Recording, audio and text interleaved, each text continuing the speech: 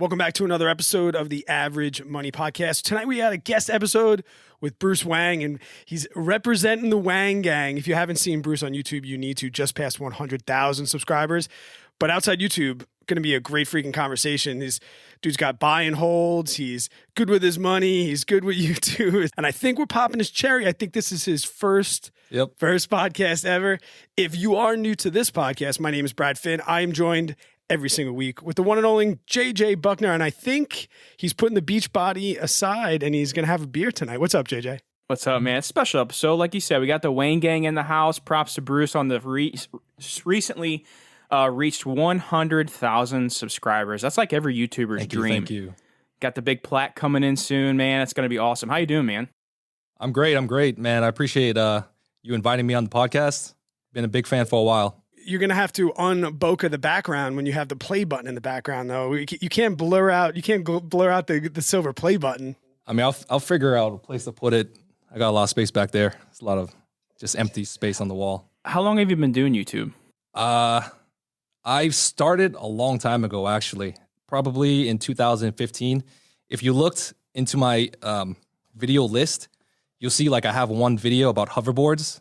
It's just a random video about hoverboards. So I started a long time ago and took breaks in between.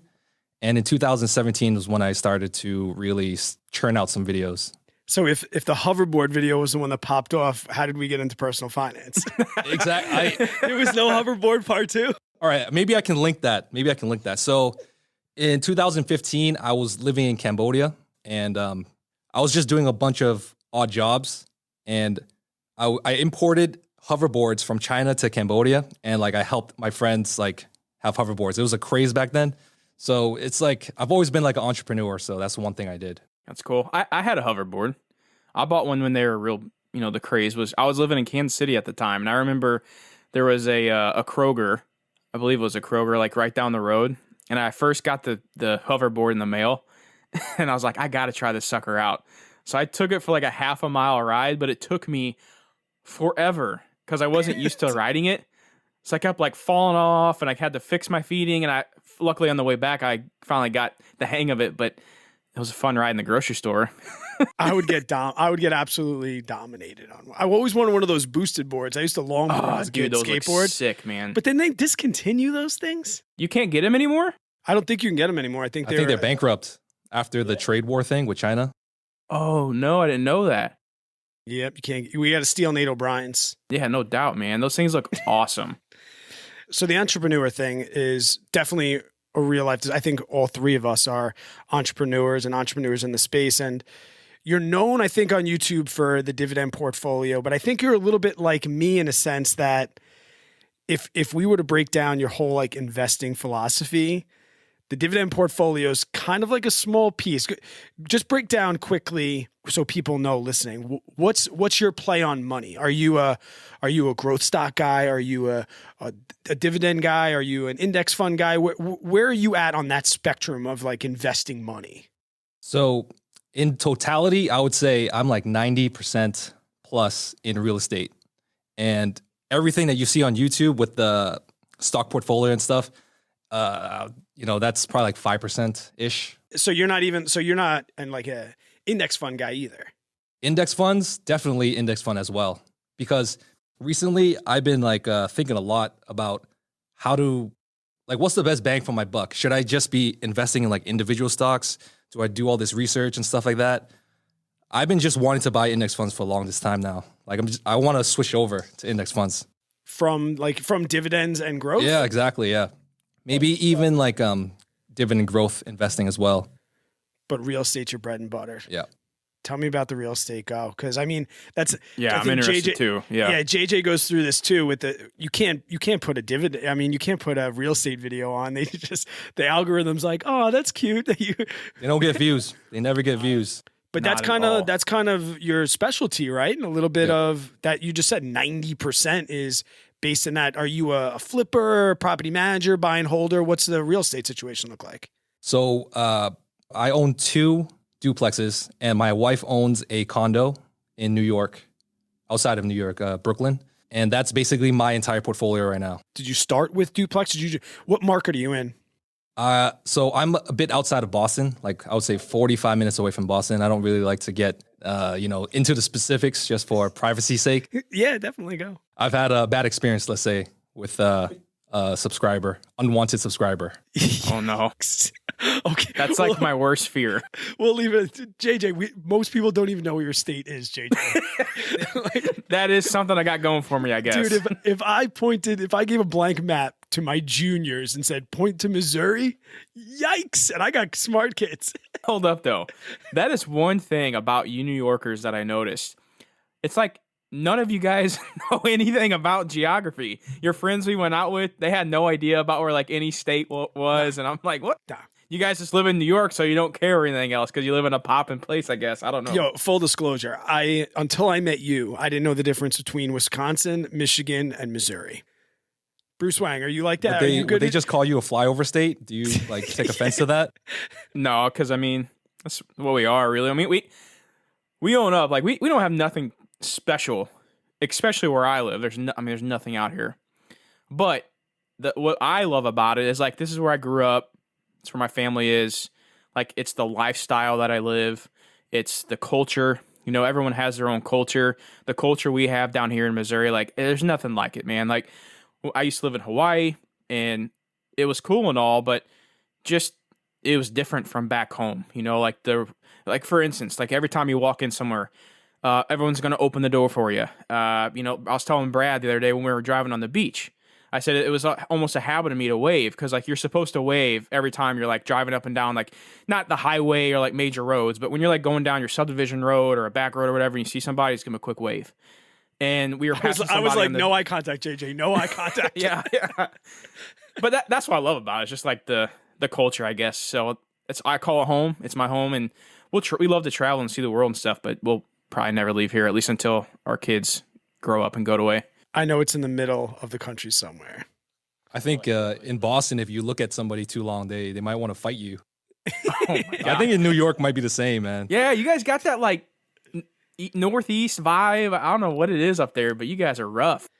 But I mean, that ties into the real estate piece because I'm sure, Bruce, that people are like, I don't know if it's as bad as in New York, but they're like, the real estate market. Did you dive right into a duplex, or did you start single family? Like, how do you start with a duplex and then add two? Like, how close together? What's a time frame of, dude has 5 doors between you and your wife? So I started saving up a while back, and when I lived in Cambodia, and I was like, when I was living over there, I was saving money, I was working, and I started listening to the Bigger Pockets podcast. Right on. Have you guys heard of that? Oh yeah. I feel like everybody starts. So you have to start there almost. I feel like if you're from our generation. So I was like, just listen to that religiously every single day. And then they give you so much confidence because like I was listening to like newbie investors, like expert investors, and they just give you so much advice. And I was like, oh, I got to do it. I got to try this out. So I moved to America. I moved back home, and I was like, all right, I got to do something. I can't just be lazy, sit on my ass. And is this like can you swear on this podcast? Oh yeah. Yeah, it was fine, man. That ass is not swearing. No. Go ahead. So yeah, I didn't want to be lazy, and I was like, all right, I got to, I bought my house so I could start a family with my wife and I have a kid now. Mm-hmm. And then after, she was like, yeah, I think we got to start investing. And she was on board with me, so it made it a lot easier. My brother is a real estate agent, so like real estate is a little bit in the family. So like whenever I have like I need help, I would ask him, and he helped me find my first deal. Very cool. So what took you to Cambodia, and then what brought you back? So right out of college, I started working. I was like, do I want to do this? Like join the rat race, climb up the corporate ladder. And I was just like, maybe I should travel for a little bit first. I have some like aunts and uncles in Cambodia, and they're just like, yeah, just come over for a visit. I went over. I loved it over there, and I just stayed. I stayed there for about 5 years. And a vacation turned into 5 years? Wow. 2017, I moved back. But like I'm actually planning to I'm planning to go back and like start like another something over there with the YouTube channel. Like that's in the future, maybe after COVID. Like a second channel, or like not a second channel, maybe like a expat, because not a lot of people want to stay in America and, just grind it out all their life. So I kind of want to give everybody another window into like another, something different they can do. And living in Cambodia is a low cost of living over there. So I could just show people around and stuff like that. Yeah, I was just going to ask, what's it like over in Cambodia? I mean, I am bad with geography, but I know where Cambodia is, but I don't really know much about that economy. Like, what are they doing over there? What's going on in Cambodia right now? So Southeast Asia is, I would say right now, is pretty booming. And Thailand would be the biggest part of Southeast Asia right now, economy-wise. And Cambodia is just under Thailand. So their main attraction is just tourism. They have the Angkor Wat, which is in Siem Reap. I visited there a few times, but I never lived there for an extended period of time. I lived in the capital city of Phnom Penh. And basically, there's like a lot of expats there. There's a lot of like kids like me. They have like Cambodian parents that moved out of Cambodia. They had a American education, and then they went back and then started something with their family or something like that. But it's a lot of people like to say it's a third world country, but it's really developed over the years. Is it pretty safe? I don't know anything about Cambodia. I would say it's safe. Just you gotta stay away from certain areas, but overall it's safe. Is it safe for a guy that looks like me? Yes, there's a big, like when I was there was a big expat community. Like I met a lot of Americans, French, people from Europe and stuff like that. And because like I don't speak the Cambodian language like perfectly, so I kind of tended to hang out with most like English speakers. And yeah, definitely a lot of expats. So what takes them over there? I mean, like just the nomad lifestyle and they just want to try something different? Or is there like companies? Is there companies over there that they're working for, or how does that work? Because I know like what do you see? Bali, all like the nomad life people are in Bali, or like laptop lifestyle and all that. Is that kind of what it's like in Cambodia as well, or am I completely wrong? I think a lot of people go there as backpackers first. They go to Southeast Asia. They want to travel the beaches. They want to just live off of like minimalistically. Mm-hmm. And I think after that, they either decide if they want to stay or not. And what takes them there, usually, like I said, it's really developing. So there's a lot of opportunities to make some money. And because it's such a low cost of living area, like I think for like a $500 a month rent, you can live in like maybe like a 1 or 2 bedroom apartment. So, and like food and everything else, you can probably live like in a pretty decent lifestyle with just like $1,000 a month. What's money like in your family growing up? Because that's not one question I get asked all the time with the personal finance was, how were you raised on money? Did you fall into personal finance, or do you come from frugality, or like what's the background like when you're coming up? Do you realize money? Do you talk about it with your family? Like there has to be a gap from like childhood to I own 5 doors, right? So I always get like comments on my channel like, oh, he came from his daddy's money or something like that. You know what I'm saying? Like, I hate that shit, man. It's like, yeah, my parents are immigrants, right? They moved from another country, came to America in like the 1980s. So when they were growing up, they didn't have anything. They worked for everything they had, and they run a successful business from the ground up. And then I was just born into that. Like I remember working since I was like 12 years old, working in their business. And yeah, so it's like for me, like working all the time is something that was like part of my lifestyle. And I think personal finance and that goes hand in hand. What was your parents' business about? They don't, like my dad's a pretty private person and he doesn't want me to talk about that business. Got it. But yeah, we have that business and then we have real estate on top of that. Cool. Is that something that you're pursuing, or is that kind of going to be like, is like a family passed down kind of business? That's a pretty good question too, because I'm the oldest of 3 boys. Okay. So I'm 32, and it's weird. Like when, like my dad, like I would assume my dad's like a baby boomer, that type of generation. Yeah. So like right now it's like a transition from, he wants to retire. He doesn't know what he wants to do with the family business or the real estate business and stuff like that. So my brother right now is working for that is running that business. Okay, cool. So for me, like I have to defend for myself basically. Now I'm more curious too, because as a guy that has, going back to the real estate thing, because this is something that I'm really, really interested in and such a noob. And since we're talking the same language as far as bigger pockets, were you trying to follow that like 1% philosophy? Were you approaching it as like Burr style and then it just became a rental? Did you make any major mistakes? I kind of want to know, because for me, I have a huge problem just putting my foot through the door. Like I'm very bad at taking that first step. I don't know if it's anxiety or fear of failure or insecurity, but some people, I guess like yourself or even like JJ, you're willing just to take a shot and go for it. What was it like getting your first set of keys, and did it turn out the way you expected, better, worse? I'm just curious about that, because I couldn't have went that bad, right? You have a second one. I feel like the first one went a lot smoother than the second one. Really? So I'm pretty lucky, but the second one was a lot worse than the first one. Were you feeling yourself, and then you kind of like... Yeah, exactly. Like, okay. I think you were mentioning like something like you get anxious and stuff like that about your first property. I think it's just analysis paralysis when it comes to like your first rental property.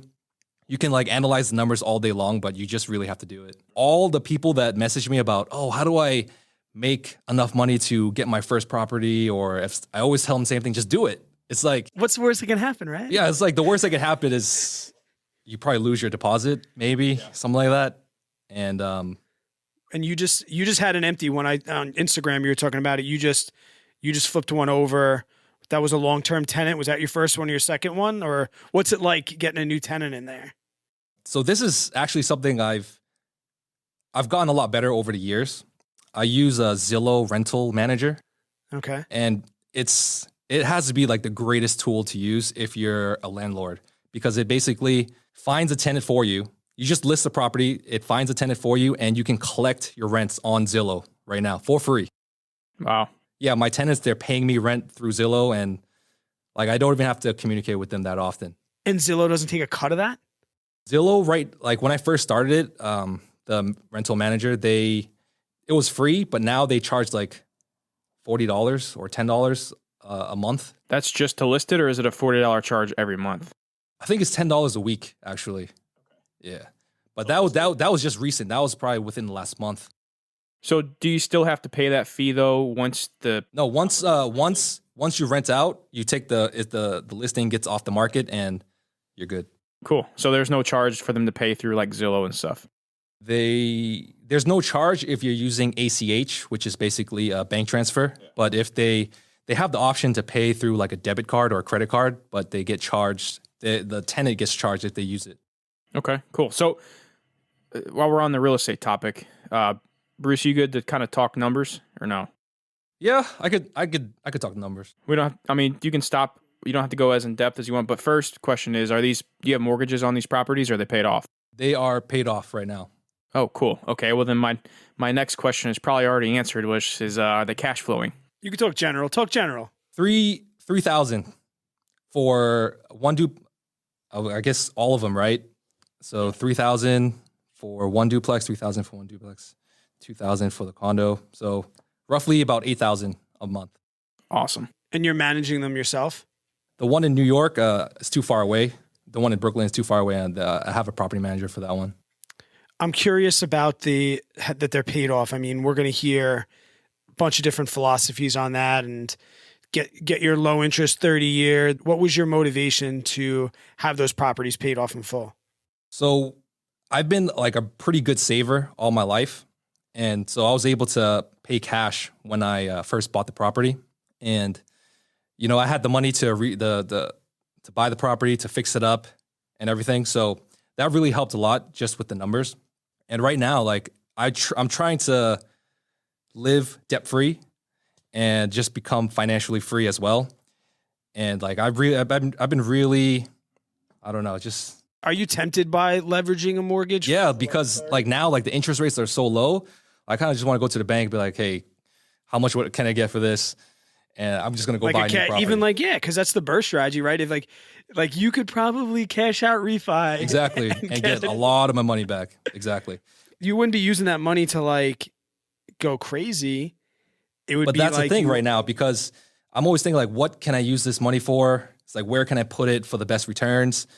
And like, do I really want another property? Because like now YouTube is like doing so well for me. Like I'm making a lot of money on YouTube now, more than I've ever made like in the past.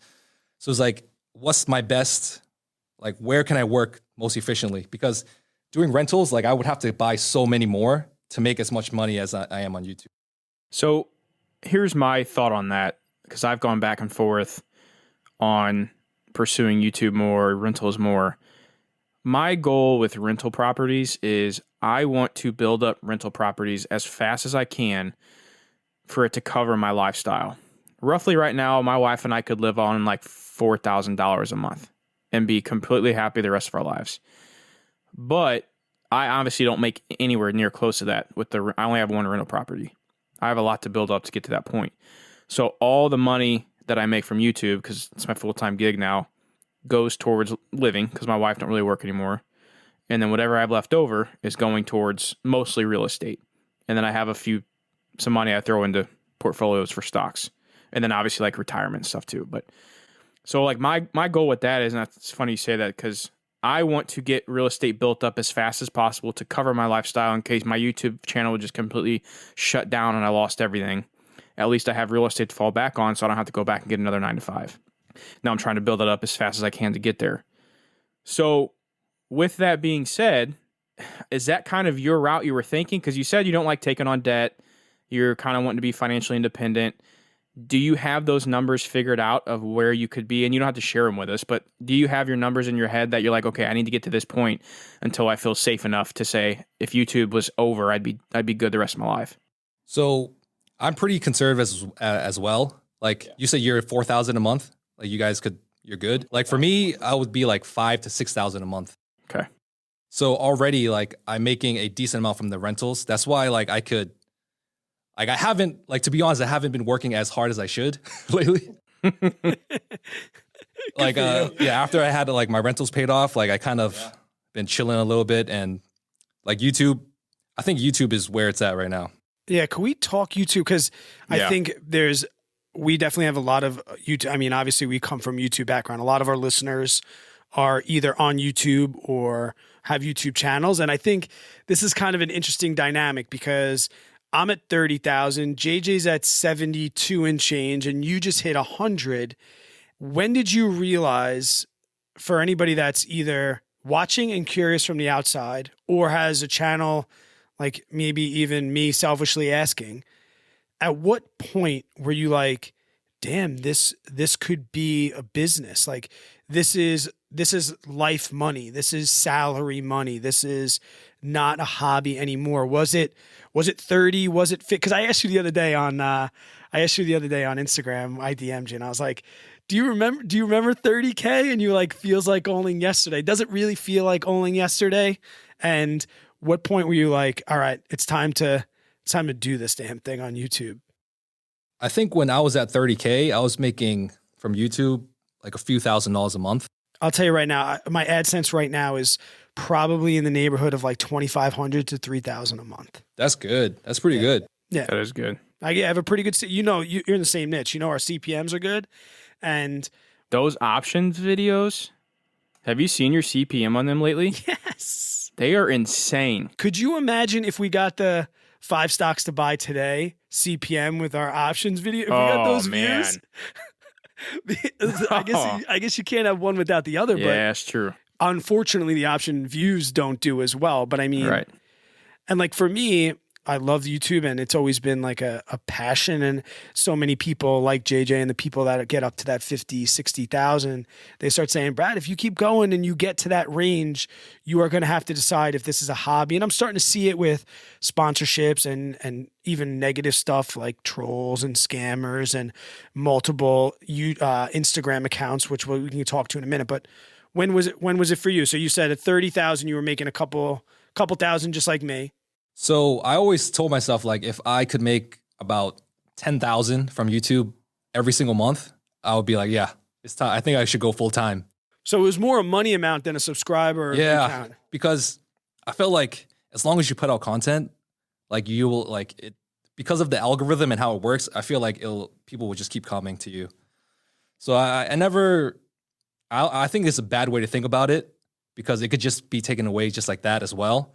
But definitely, like, my goal was to try get that income to like about 10,000 a month, and I thought to myself, like, yeah, I think I'll stop everything else and I'll just focus on YouTube. That was kind of my exact thoughts too. Yeah. Did you see a change when you made that switch, when you got to that point and you were like, all right, I'm going to go, and you put some other stuff on the back burner and focus? Did you see a change? So many times we want to say, like, the algo is luck. And it's so funny when Mr. Beast talks, he's like, these people micromanage the algorithm when, in a sense, all the algorithm wants is for people to click a video and watch for a really long time. As long as you could do that, you can make up whatever excuses you want. When you, quote, focused more on YouTube, and I think, JJ, you can even chime in here too, when it became, quote, your full-time job, was there a difference, or was it just a little bit more of the same in a higher volume? I'll say, yeah, like right now I'm making roughly like about 10,000 a month from YouTube, from not just like, this is everything from YouTube, like just affiliates and AdSense and like the back end, like merchandise and all that stuff. So like once I reached this point, like a few months ago, I was like, what do I do now? I was like, I'm at a good point. These are good problems to have. Yeah. And once I reached there, that like switch I think that you were talking about happened. And now like I'm so careful about what I put on my channel that sometimes like I don't even want to post because I'm thinking, oh man, if I mess up the next video, like people are just gonna stop watching. Like this is a really bad feeling to have. That's how I feel about Bitcoin right now. Like, I want to post the Bitcoin video, but I'm like, it's going to mess up with all those other videos doing so well. Actually, like Bitcoin videos on my channel do really well. Like one of my highest viewed videos is like how to buy Bitcoin in like 2019. I made the video. It's recorded. Because I did the video last week. I bought my first Bitcoin purchase, and I talked about why I changed my mind and things like that. And then I was going to follow it up right away with how to buy and store it. I got my little Ledger wallet, and then I'm just like, it's recorded. It's done. And JJ's like, yo, you got to get that Coinbase. You got to get that Coinbase affiliate out. But the last two videos I've done, so I did like the best stock in each sector. And then today I did the best monthly. I redid a video from May that did really, really well. And I'm like, do I really want to throw the wrench in? And like, I'm thinking about these things on a lower level at 30,000. I can't imagine the stress that must go in. And I think Marco mentioned this, and he's got almost 500,000. And he's like, yeah, you really start to think like, should I do that? Should I mess with it? Do I let this one breathe and keep going because it's taken off? Like, do I throw another? Like, go ahead, Jay. This is why I want to have those rental properties built up, because I don't want the stress. Like, I quit. So here's the thing. Like, I quit my job for YouTube full time. Best decision I've ever made in my life, because my free time is out of this world. Like, I get to spend so much more time with my kids and family, and I can work when I want to work. But with that, I have seen a little bit of increase in a different type of stress of exactly like you said, Bruce, like, oh, should I put out this video? Should I not? Should I do this? Because I'm so worried about it now, because it is my full-time income, and what happens that month is what I'm going to get. So the faster I can get those rentals built up and get that secure, that $4,000 a month from another avenue, then I can kind of literally my whole life will just be distressed free, and I can kind of put out whatever I want. But also I think too, as you get bigger on YouTube, you can get a little bit more laxed, because you have that strong base of subscribers to where, like, you know, somebody like me at 70, Brad at 30, like, we're still pretty low to where, like, if we put out a couple bad videos, our view count isn't going to be there enough to pay the bills, because we don't have that big enough subscriber base yet. Nate O'Brien said that. He was like, yes, I don't want to sound like I don't care about YouTube, but I can really post whenever, whatever I want. And I know that on a bad month, I'm still going to cover the bills. That's got to be a good feeling. Oh God, yeah. Well, that's the thing though, man. That's why I think it's so important, you know, especially for like smaller YouTubers like myself, is to have something to fall back on. Like, I started this whole flipping company now because, I mean, it's not the only reason, because I want something to fall back on YouTube, but it's always something I've wanted to do. But I think it is very important to have something to fall back on. It sounds like you do with your rental property, so that's definitely good. Do you have a goal for YouTube, Bruce? Are you kind of just like, are you just kicking it? Or are you like, now that you tasted 100K, you want 500? Like, do you care about subs, or did it kind of just happen? And we don't have to speak cliche. You can be honest. Like, there's some people that are like, I don't even care. Like, I've had people be like, people DM'd me congratulating me for 50,000 subs. I never even look. Where like, I fully admit that I kind of look daily. Do you look at that? Do you look at stuff like that, or? I mean, I really wanted that play button. I really wanted like 100,000. And now that I'm here, like that was the biggest goal, right? To get to 100,000. And now that I'm here, I'm like kind of lost. I'm like, what? Like, do I really go for 1 million? Like, is that really possible? Isn't that crazy though, man? Yeah. Like, I mean, you guys are, when I was at 30 and 70, it's the same feeling, even though I'm at 100. Like, I think you just have to have that mindset. Like, hey, like 30,000 is basically 100. When did you have 30? Do you know off the top of your head? Probably like in 2019, like middle of 2019. So like mine was a slow burn up. Like, so in like a year and a half, I could have 100 is what you're saying? how many videos are you posting a week? 2 a week. 2 a week? Pretty consistent. Yeah. If you can keep that pace, definitely. Probably faster than me. Like right now I'm posting on a good month, like four videos a month. That's how many I'm posting. I think you and Jay, do you pay for your thumbnails? Because you and JJ, you have that very colorful thumbnail, like looks like that same style from a dude. Do you pay for your thumbnails, or you make them yourself? Yeah, I'm paying for the thumbnails. I think I'm paying like $12 a month. I mean, $12 per thumbnail, something like that.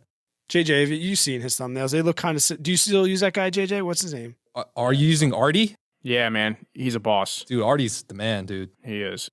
There's been times where I'm like, Artie, man, can you really get this thumbnail to me? I got this video done. I didn't think I was going to do it today, and I got it done. I want to post it. Can you get me the thumbnail? He goes, don't worry, man. I'll get it to you.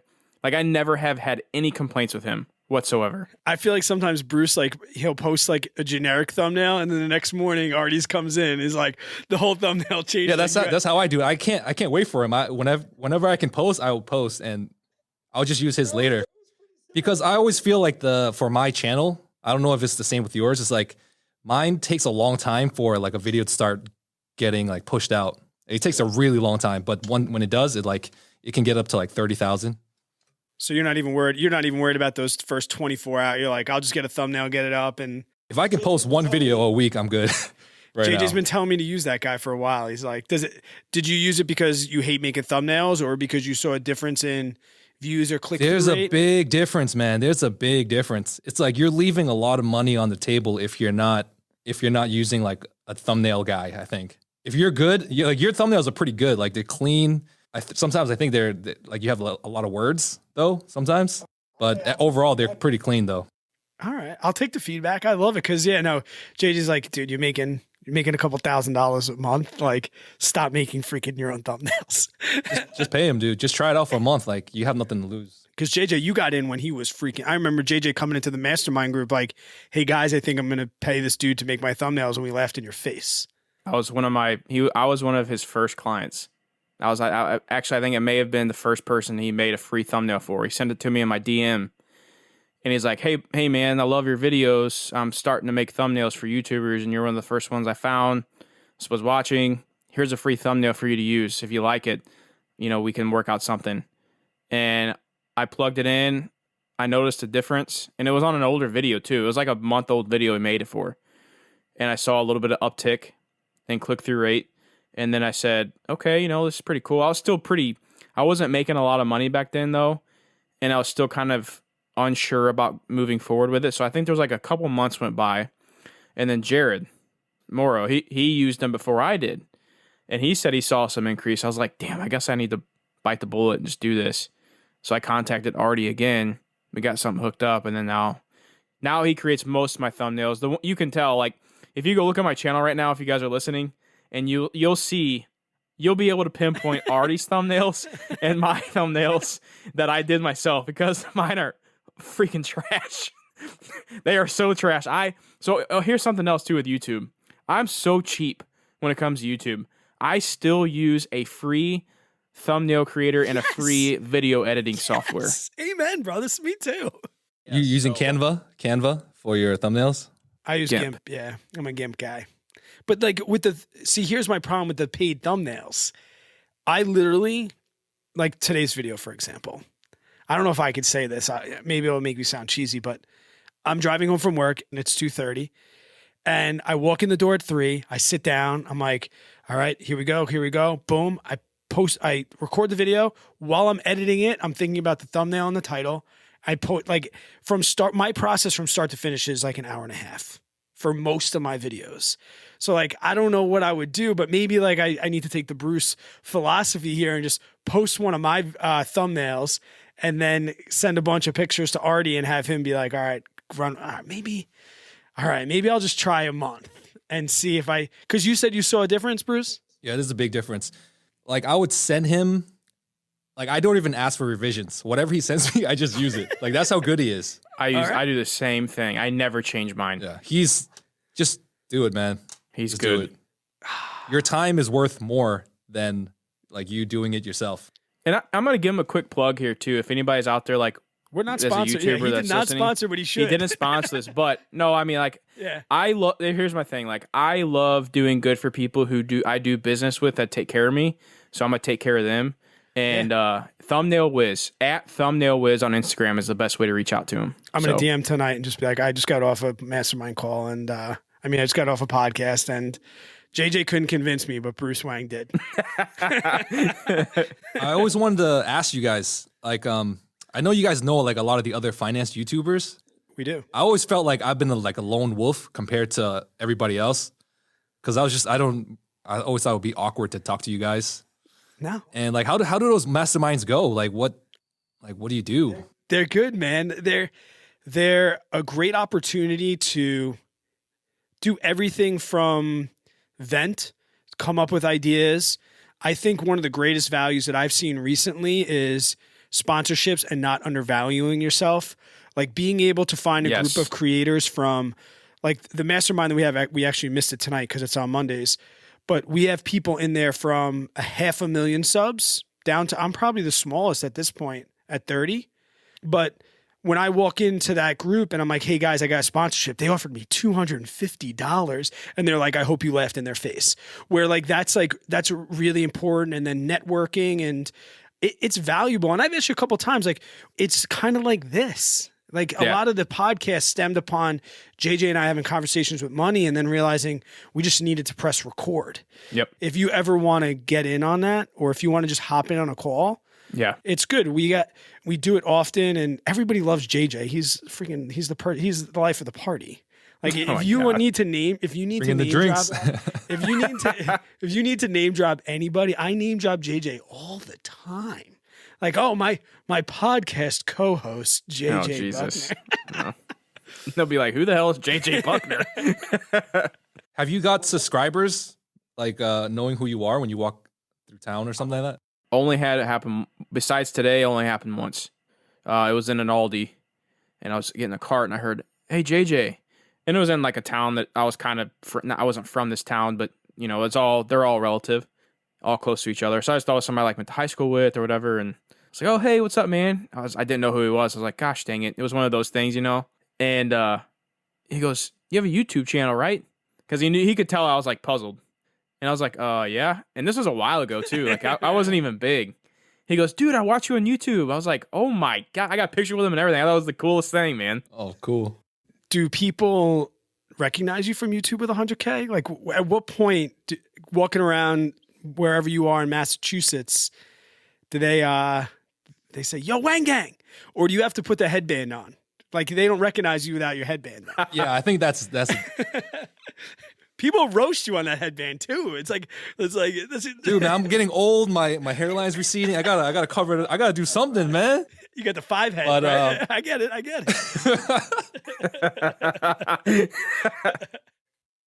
Like I was telling you guys earlier, I had the one bad experience with one YouTuber, one subscriber. He was kind of stalking me. He might be watching right now too. I don't know, but no offense, guy, but you kind of crossed the line a little bit. Yeah, don't freaking stalk people.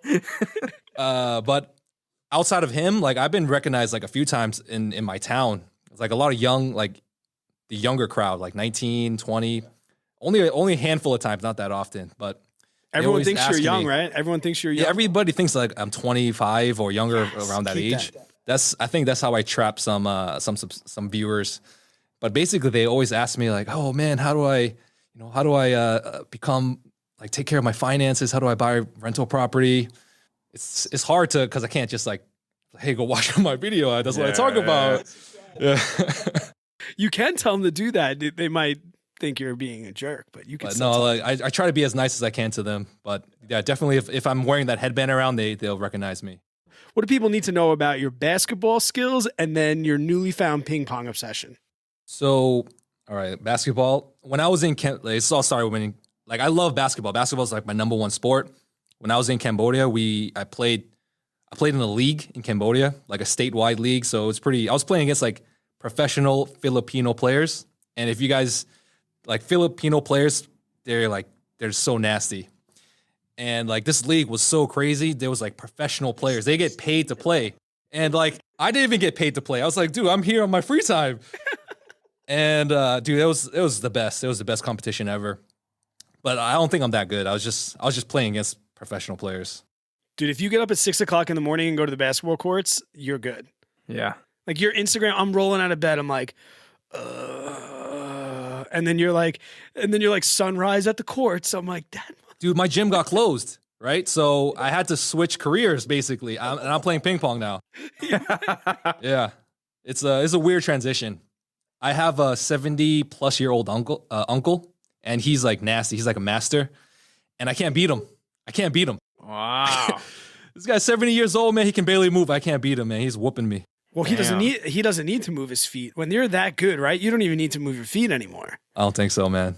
Like Forrest Gump, he didn't move his feet. It's all in the hips. That's golf. It's way off. Happy Gilmore. Embrace it. Shove it. What does he say? All right. I do. We are taking up a lot of Bruce's time, and he is not home. You're at the studio. I'm at the studio, man. Your work-life balance. And I was actually, you need to do like more of like the studio because you talked about like you were moving into a different room, and I would say there's a large majority of your subscribers that think that you're in like a spare bedroom in your house. And especially you do a very good job of like what's in set, your set piece is very clean. Mm-hmm. So like when you zoom out and like you show like your desk and you got a bunch of stuff going on in your desk there, I'm like, oh, that guy's not at home. That's freaking interesting. I'm not at home. But we asked today on Instagram if anybody had any questions for you. And our Instagram is so small. Thanks for, I think you reposting it, I think is what got us so many questions because the middle of the day, I kind of looked at it and I was like, oh man, how do I tell Bruce that we don't have anybody that asks a question? Go, JJ, go. All good, man. All good. Real quick, while you're looking at those questions, I do want to do a quick plug for the show.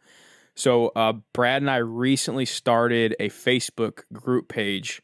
We did this for a couple of reasons, but mainly because like with YouTube, your community is all kind of in your comment sections. That's kind of how you can communicate, and Instagram too. But we figured out real quick, like there's no way we can communicate with our community from the podcast. So we started this Facebook group. It's just Average Money. You can search it, join the group, come over, join in the conversation and be able to ask questions and, ask questions to the group or whatever it may be. So check us out over there. Yeah. And Average Money, right? Not Average Money Podcast, but Average Money. Just Average Money. First question is a real estate question, and we'll do these quick so they don't have to be long-winded, and okay. I won't stump you. Somebody said, should I invest in a real estate property before my personal family home? Is there an order that you think I should go by or go by feel? House hack. Yeah. Love it. So you Great want to answer. Yeah, house hack. This one says, who would beat Bruce in basketball in the YouTube finance community? So I'm terrible. Do you think that you could take JJ and I? Nobody. Nobody. John Scholar's good, man. John Scholar, we were talking about him a little while ago. John Scholar is freaking good at basketball. I got somebody who is pretty good, and he's also part Asian as well, is Brandon Beavis from Brandon Beavis Investing. Oh, yeah. Brandon? I've seen his channel. He's pretty slick on the court. I'm the short guy. I always wrestled during basketball season, so I can't shoot a ball worth a damn. Dude, I don't think I legit threw a free throw until college. Yeah. Basketball is not my sport. It's all confidence. All confidence. That's all you gotta have. We always played hockey in the street. We never had like basketball hoops in the street. None of that. We didn't really do that. I'm dirty when it comes to basketball because I suck so bad. I'll just foul the hell out of you if it's like in like street ball, whatever the hell you want to call it, because I know I suck. Prison rules, bro. Prison rules. That's prison right. Throw a couple bows, whatever. Do you prioritize stock appreciation over dividend growth? So do you like growth stocks or more dividend stocks? I would say dividend stocks, definitely. SCHD versus SPHD. SPHD. I don't even know what was the first one? SCHD. I don't know that one either. I don't know that one. I actually blasted SPHD in my video today. I don't know what the hype is about, but it's because it pays monthly dividends. Yeah. That's the hype about it. As a landlord, which you are, and also an owner of REITs, what is your preferred exposure to real estate? I think it's obvious, but I've asked this question to people all the time. Like, and I think I've even asked it to JJ. Like, if I were just to dump $70,000 in realty income, and I know that there's this YouTuber, Gen X Dividend Investor, who used to own real estate properties, and he was like, "Don't imagine them, don't want to worry about them, so I just put all that money into REITs." What's your position on that? My position on that is, depending on what stage of life you're at, like let's say if you're just beginning, I would always go for like hard land real estate. And once your time is worth more than you managing the property and like doing everything yourself, that's when you go into REITs.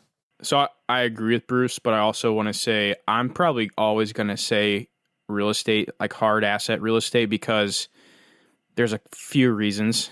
One, you get the more cash flow. You can leverage your money. You own that asset. When you own a REIT, that company takes full control of it. You have no say in what they do. So when you own your own property, you get to choose what color the property is. You get to choose who's in that property. You get to choose everything that goes with that business. It's up to you. And I'm a micromanager, so I like to make sure I know what's going on. And then also with Bruce, you made a point on like when you get older. I love that point. But you could also go hire a property manager. Like for me, I have a property manager on my rental property. I don't do a damn thing with it. I got my check today, or my deposit in the bank. Didn't have to do anything this month or the past 6 months for it. Next question. When is the headband merch coming out? So I do everything through Teespring, and they don't have headbands. So I have to go out and find somebody. Next one. Why do you like Kanye so much? Do you see what Kanye did for Adidas? No, I know that he just, because I watch your videos. I know he made a move at Gap, and you were like, I don't really want to disclose how much Gap I just bought because of Kanye. But I mean, at this time, I bought 1,000 shares at the time. So this is like my best investment so far when it comes to stocks. I bought like 1,000 shares of Gap at $13, and now they're like $20. It's like $25. Oh wow! Yeah, so it's one of my biggest gains. Kanye, like he's like a hype master. He created like these Yeezy shoes, and he brought like Adidas market cap up by like $1 billion just from that. Adidas makes those? Yeah, Adidas makes Kanye shoes. Wow! So now Gap is going to make Kanye's clothes. I mean, he's done it before, so I'm putting the bet on him that he might be able to do it again. What's the play on that? How long is that? So he's coming out with merch, I think next quarter. Wow. So let me ask you this then. What do you think about Crocs and what they're doing? The shoes. I'm not sure what they're doing. They're getting like Justin Bieber's on their side, Luke Combs, like country singer, like they're going all different. They're going pop, country, and they're getting the biggest names in like each space. That's smart. Like influencer marketing that's the thing now. It's a gold mine. Is Crocs publicly traded? I believe so, yeah. Yeah, they are. Because I'm like holding strong. I'm not gonna. I've never owned a pair, but I've had friends break down and get a pair of Crocs and be like, Brad, kind of like the thumbnail thing. Brad, they're comfortable. You got. They're so comfortable. My son has them and wears them all the time. I need to get me a pair. I know he loves basketball. How tall are you, Bruce? 5'10" on a good day. Oh, so yeah. I'm not that tall. You're shooting the J. Yes. The J. What position is that? Is that the point guard? That's the only position. Yeah, I'm always a guard. I'm not that big. Right on, man. That's the questions that we have. That was the fire round. I mean, I love these super casual conversations, and They make the best. Anytime I listen to a podcast, you can tell when something's like staged or like prepped, because like they have to hit all the points. But dude, I freaking love just like having our guests come on here and shooting the shit and just like having a typical conversation, because I feel like that's so entertaining. Yeah. You don't know what's coming up. You can tell it's real life. I don't know. Maybe that's just me. You're the first guest to have a beer with us too. Nice. They'll see on YouTube you're drinking the drinking the Heinekens. Yep. I like a guy that has beers at the studio too. You're not even home. Those are No doubt, man. You have beers at. That's how you know. That's how you No knew doubt. the dude is financially independent. That's for the podcast audience to know, not nobody else. Right on, Bruce. I appreciate your time, and like I said, I'm glad that we can be your first podcast. And when you reach 1 million subscribers on YouTube, just like give us a shout out. You know, I remember way back when I started my podcast career on the Average Money podcast. No, when Bruce hits 1 million, we need to have him back on, because you just hit 100,000. Yeah. So now when you hit 1 million, you're coming back on for another interview. Yeah, no, that's to see what life's like. I got to bring the Wang Gang through the podcast. There you go, baby. Let's go. Did you start the Wang Gang, or did somebody? I'm pretty sure I didn't start that. Someone just spammed the comments with that. I love it though. The notifications. I know. I always want something like catchy like that. I don't know if that's brand friendly though. Like, you know what I'm saying? I don't know if it's family friendly. So dude, branding is pretty. If you brand your content correctly, like a lot of sponsors will come to you. Like I saw Graham Stephan now, like he's shooting out like sponsors, like a sneaker company or something like that. Mm-hmm. He had like epic shit. Yep, he took that down. Yeah, he took it down. Like it says something else. Mm-hmm. So like I think stuff like that's really important that you have to consider. I was very nervous about that with the whole drink beer buy stocks thing. I mean, there may be brands I'm missing out on that don't reach out to me and I just don't know about. But I feel like I get brands reach out to me at least once a week. I think the profanity thing is different though. You think? Than drinking alcohol? On his video, the whole thing is, you know, I think his set piece had profanity in it. I mean, you have multiple arms behind you on your set piece right now, but well, they don't see that very often.